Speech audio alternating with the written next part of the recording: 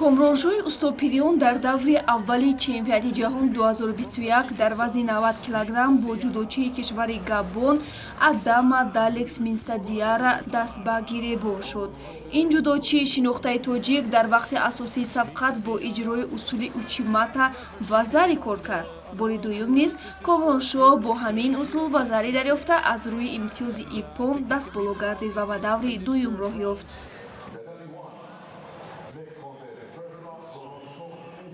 Дар даври дуюм Комроншоҳи Устопириён бо намояндаи Перу Юта Галарета нерӯ санҷид. Ғолиби ин вохӯриро маҳз Шидо муайян намуд. Дар вақти асосӣ ҳарду варзишгарон бо душидогӣ муҷозот шуданд. Дар вақти тиллоӣ бинобар камфаъолӣ Галарета Шидои сеюмашро гирифта мағлуб гардид. Комроншоҳи Устопириён бошад рохати марҳилаи навбатиро ба даст овард.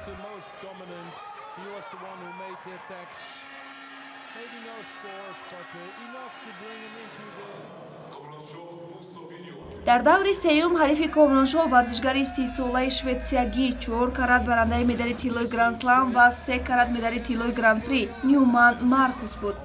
Дар ин вохӯрӣ Ньюман Комроншоҳро бо усули осайкоми шикаст дода ба даври навбатӣ баромад. Барои Комроншоҳ қаҳрамонии ҷаҳон ба анҷом расид.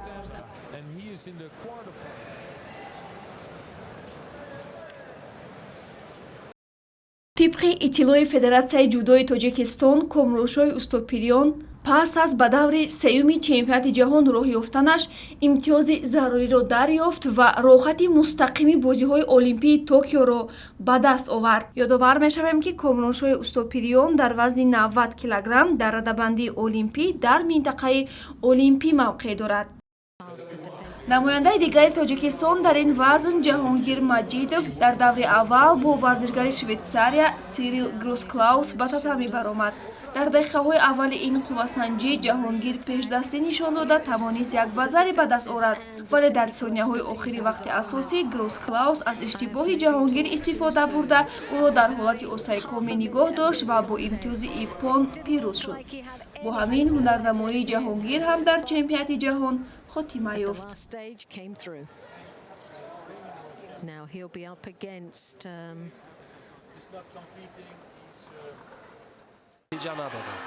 Дар ин вазн Кристиан Тот аз Венгрия барои медали биринҷӣ Алтанбагана Гантулгаи муғулро шикаст дод. Нишони дуюми биринҷиро Ньюман Маркус, ки Комроншоҳро шикаст дода буд, ба даст овард.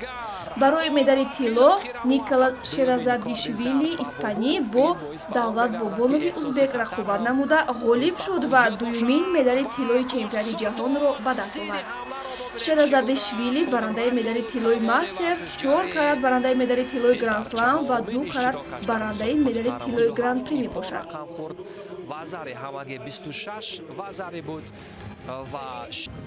Миёни бонувон дар вазни 70 кило медалҳои биринҷиро Санне ван Дийке аз Нидерландия ва Микаэла Полерес аз Австрия ба гардан овехтанд. Онно Йокои ҷопонӣ зинаи дуюмро ишғол намуд. Унвони қаҳрамонии ҷаҳонро бошад Барбара Матичи хорватӣ соҳиб шуд. Ёдовар мешавем, ки Барбара дар соли 2014 чемпиони ҷаҳон миёни наврасон гардидааст. аввалин нишони биринҷӣ ҳам аз мусобиқа аст. ҷопон бо 3 тилло 3 нуқра ва 1 биринҷӣ дар зинаи аввал аст. Испания гуфтам 1 тилло 1 нуқра ва 2 биринҷӣ дар зинаи дуюм. Дар рӯзи охири чемпионати ҷаҳон оид ба ҷудо, яъне 12 июн, паҳлавони сангинвазни тоҷик Темур Раҳимов дар вазни ҷамъи 100 килограмм ҳунарнамоӣ мекунад.